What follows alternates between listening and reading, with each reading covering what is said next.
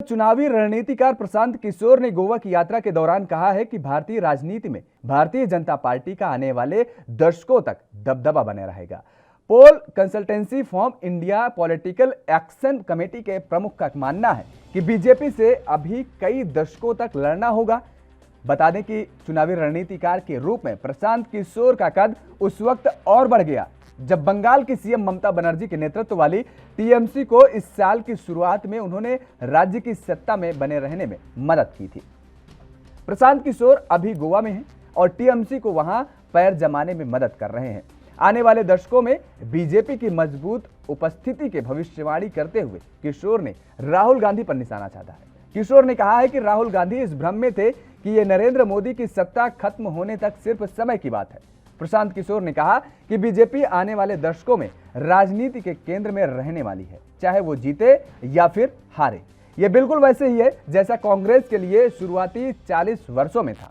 BJP कहीं नहीं जा रही है। राष्ट्रीय स्तर पर अगर आप 30% आपका मतलब कि राजनीतिक दल 30% वोट सुरक्षित कर लेते हैं तो आप जल्द कहीं नहीं जा रहे हैं। गोवा में आयोजित एक कार्यक्रम में उन्होंने कहा कि इस झांसे में पड़ने की जरूरत नहीं है कि लोग नाराज हो रहे हैं और नरेंद्र मोदी को सत्ता से बाहर कर देंगे। बीजेपी कहीं नहीं जा रही है, आपको अगले दशकों तक इससे लड़ना होगा।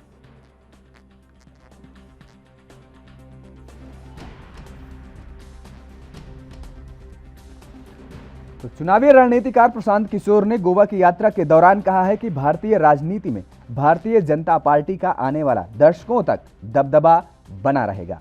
पोल consultancy firm Indian political action committee के प्रमुख का मानना है कि बीजेपी से अभी कई दशकों तक लड़ना होगा।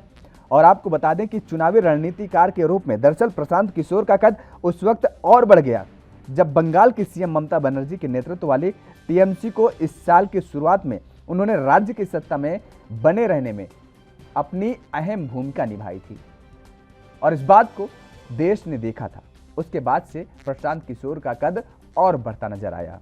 प्रशांत किशोर अभी गोवा में हैं और टीएमसी को वहां पैर जमाने में मदद कर रहे हैं। आने वाले दशकों में बीजेपी की मजबूत उपस्थिति की भविष्यवाणी करते हुए किशोर ने राहुल गांधी पर निशाना साधा है। दरअसल किशोर ने कहा है कि राहुल गांधी इस भ्रम में थे कि ये नरेंद्र मोदी की सत्ता खत्म होने तक सिर्फ समय की बात है।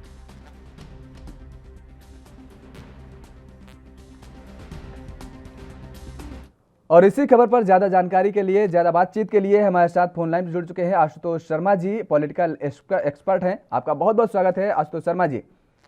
आशुतोष जी, जिस तरीके से ये बयान सामने आया है प्रशांत किशोर का, चुनावी रणनीतिकार माने जाते हैं, उन्होंने जिस तरीके से कहा है कि राहुल गांधी इस गलतफहमी में ना रहें कि अभी वो भारतीय जनता पार्टी को उखाड़ फेंकेंगे, दशकों तक अभी भारतीय जनता पार्टी से लड़ना पड़ेगा और आने वाले समय में जिस तरीके से 30% वोटों का उन्होंने जिक्र किया है, एक बहुत बड़ी बात उन्होंने कही है कि अगर आप 30% वोट बैंक पा लेते हैं तो आपको सत्ता में बने रहने में काफी अहम भूमिका मिलती है और लंबे समय तक आप टिक सकते हैं।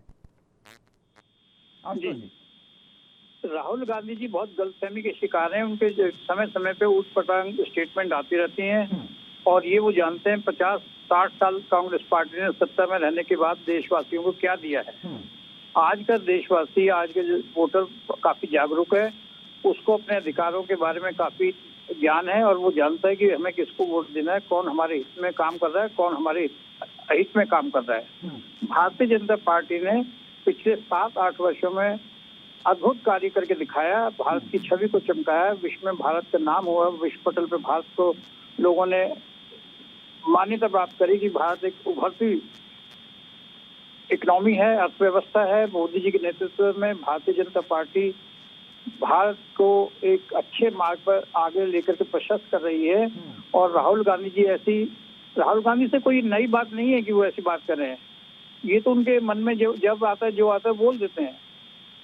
और ये बात ठीक है कि भारतीय जनता पार्टी इससे कार्य के उस पर आने वाले कुछ दशकों तक पॉलिटिक्स पे बनी रहेगी और राहुल गांधी इस गलतफहमी को बिल्कुल निकाल देंगे। कांग्रेस पार्टी का कोई आने वाले समय में अच्छा भविष्य है।